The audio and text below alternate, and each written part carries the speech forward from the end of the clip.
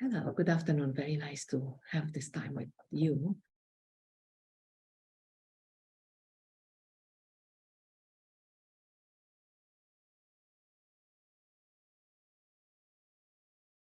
Hello, good afternoon. Very nice to have this time with you today. Her Migrant Hub always wanted to try to learn more from the service providers, and in terms of migration and different professional intersections with the sector of migration. What do we need to know in order to serve people better, particularly when we are talking about forced migrants? So I'm very glad we can talk about this today with the two of you that are so invested in this work. So first, I'd like you to introduce yourself and the organization that you are working for. So I'm Deborah Presti. I'm the Senior Director of Case Management with Catholic Charities Community Services. Very, very happy to see you, Deborah. Thank you. And I'm Kelly Agnew Barajas. I'm the Director of Refugee Resettlement with Catholic Charities. Where do you see social workers Yeah. necessary in the migration sector, and why? I think about this a lot. And I think about who you see on television, on news programs. I think of who you hear about in advocacy spaces.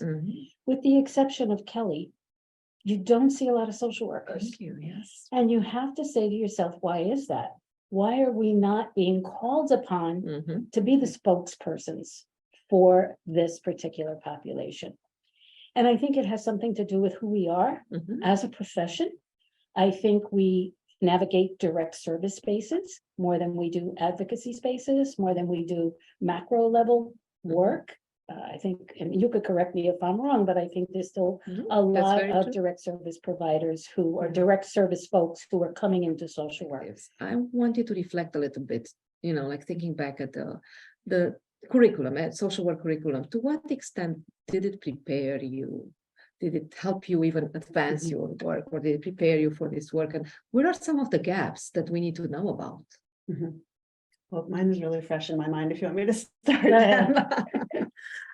So I did an organizational management and leadership kind of focus in my MSW, and I do think that it helped me to kind of put a framework of like theory and onto this practice, right? So I had already been doing the practice. I already kind of said, well, this is what works well. This is like this is how you de-escalate if you're working with a client, or this is how you kind of at least what has worked well for me, right? Like, I'm not saying it's the only way, but to, like, let's say staff are having a disagreement and we mediate or we talk it through, or like, this is what I've been doing, by gut feeling, or by by being mentored by different people, or from practice, learning, making mistakes and trying to change the way I maybe worked.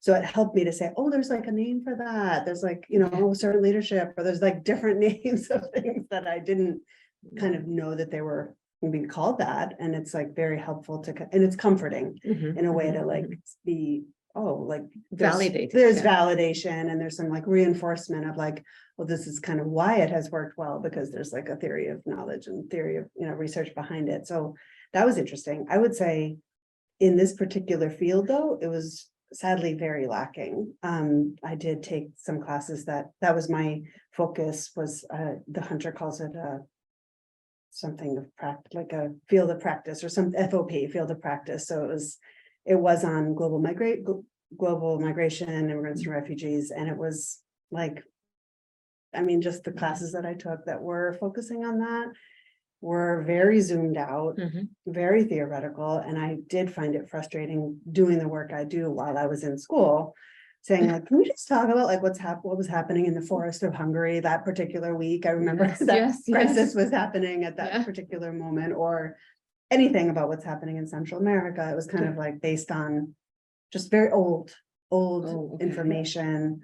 Not that everything needs to be thrown out if it's old. There's very relevant things we can learn from history, but I think it's like there are things that are changing. It should be mixed up, and I think fresh for people who are, already pretty knowledgeable about. I don't want it to turn into just a current events class either, but a little bit of a balance I think would have been more appropriate. But I do most of the organizational leadership classes, those types of classes were really valuable. I thought so. So like just to summarize what you said. So basically what is helping is like giving you the frameworks, and Yeah. the skills Yes. to work in general, and like more organization, macro practice area, right? Yeah. Which is important, although direct practice, I think it's important to come to that. Mhm. But then what was missing is mostly specific knowledge and skills related to working in the migration sector. That, and I mean, I feel like I grapple with issues all the time in practice that I thought would have been valuable for us to talk through. Yes, Like it's a yes. missed opportunity to talk about, maybe how people let's use a very concrete example, Yes. like working with interpreters, like, which is, Yes, I know, something yes. we're gonna focus on a little bit, maybe a piece of the next, Yeah, of this yeah, class. absolutely. I mean, that's really challenging, just Yeah. in and of itself, it could be a whole class, Yeah, right? Of yeah. like, how to kind of navigate that space, how to, what do you communicate, what do you not communicate, to Mhm. all the different dynamics of who's involved in that, in the room or on the Zoom or on the phone. I mean, it's so, nothing like that was ever kind of mentioned of like working in practice. So that's what's interesting about this class, is that people are able to dive into these nitty gritty, Yeah. I think are fascinating issues, like just. in And and I of think like themselves. the point that you just made, that like in any kind of like leadership class, or even when you talk about group dynamics, there is a place to discuss about this. I Yeah. remember when I was in Europe doing some research on this, like the work with interpreters involved so much. For example, even the power dynamics in the way in which Right. people were sitting in the room. So Mhm. you have the interpreter having to sit away Apart, somehow, yeah. apart from the person, and just being referred to or turned to when need be, which then creates a separation between the person that needs to have someone on their side, but is the interpreter supposed to be on their side? So Yeah. all those power dynamics are Right. so important, and Mhm. could be explored more by us. Yeah. Thank Yeah. you. I don't know that I have much more to add.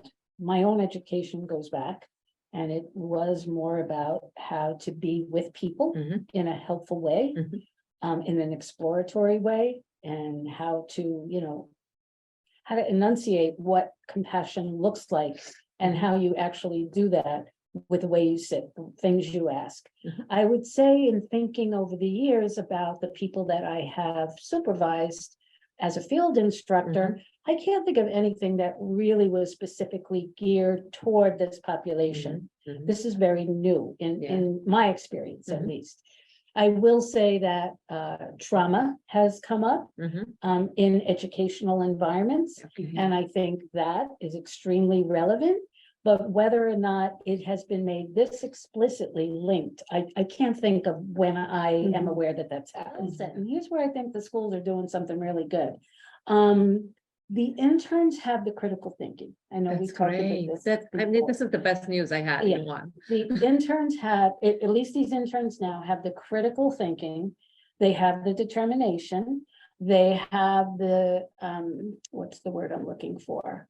They just insist on getting answers. That's great. And That's they'll great. come back and forth 1,000 times and ask a question to get that person that's there, keeping their eye on, they're keeping our eye on this family, on this family. They're watching how long they're there, when are they going to be up? They'll ask the provider, when are you going to be done? If I register him here and he goes over there, is he going to lose his turn? They're doing all this very, very, very detailed stuff, but they have the persistence. They're just willing to do it. And it sounds basic because they're not sitting down and, doing an assessment. Yeah. They're doing something You're doing so much more more than, valuable. they do assessments, Yeah, ongoing assessments. yeah. So that's very good, because I think these are some things that we can continue to explore and think of ways in which we can bring policy and macro practice to direct practice, so case managers can be trained in a trauma-informed way, but also be current on what is happening at the policy level, so they can work appropriately with the people they work with. And that's so important. And that fluid communication between the direct service workers and the people who are doing the policy, and vice versa. Yes. If you can think of two things, top, gems that you would want social work schools to know in order to help you and help people work in the migration sector do their work better, what would be those like two things?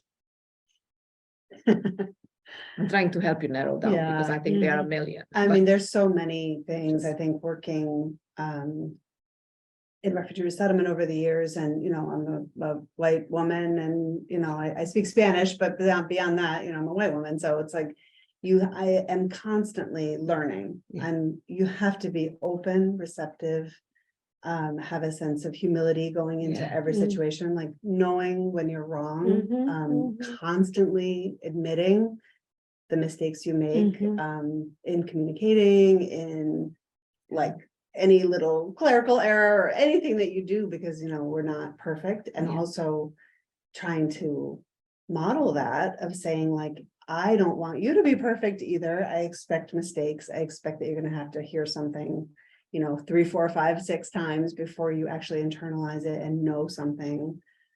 This stuff is very complex, and it's not, you know, just something you just pick it up Yeah. and, you know. So I love Deb's advice. I'm gonna steal one of your gems. Go Can I ahead. steal one of your gems? Please. Basically, she said recently, and a few times she said it, so now I remember, like, always ask until you hear the same thing from multiple people you trust, because there's a lot of misinformation. Yes, There's a lot of, oh, you know, that's very good legal advice that people are giving when they shouldn't be giving legal advice, or just, you know, on resources, like, that is such, because you can hear what you want to hear. Yeah. And if someone tells you this is, they're eligible for this, just go for it. And then you're feeling elated, but come to find out that was wrong. It's interesting you said that, like one of our volunteers told us that actually at the shelter, person working there was telling people, whatever happens, you never go to ICE. And she was thinking, this is bad. Like they Terrible have to advice. fight, like you put them on a deportation path. And she tried to Right. say it in the nicest way possible in New York, you know, New Yeah. York. And like, you know, she's like, you can't give this kind Can't of tell people advice that, no, because that's not helpful. no, it's And wrong. that's- It's wrong. criminal to Yeah, some extent, exactly. you know, because it can cost them Right. a lot. So I would piggyback on something you were saying, which is the humility part of it. I think you have to be egoless in this. I really, really mean that. And you can't stay out of it. If you're not a Spanish speaker, don't say, I don't speak Spanish, can't do it. Not my turn, not it. You have to put yourself in. Cultural competency aside, not every Spanish speaker is culturally competent. exactly. Mhm. Don't take yourself out of it. Please don't, if you don't speak Spanish. Put yourself in, humiliate yourself, be ashamed, say something stupid, but be in it. Be in it and correct yourself. Don't beat yourself up.